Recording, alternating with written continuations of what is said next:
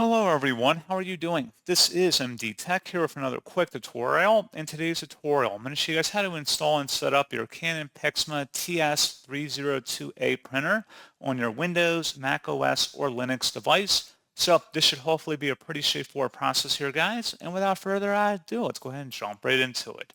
So all you have to do is open up a web browser, and into Google, you want to search for Canon PIXMA TS302a support.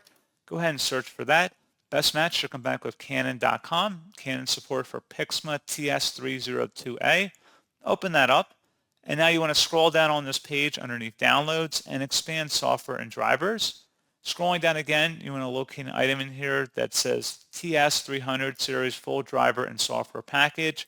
Select Download, and then once it's downloaded, go ahead and open up the file to run it. Should be a verified publisher, Canon Inc. Select Yes.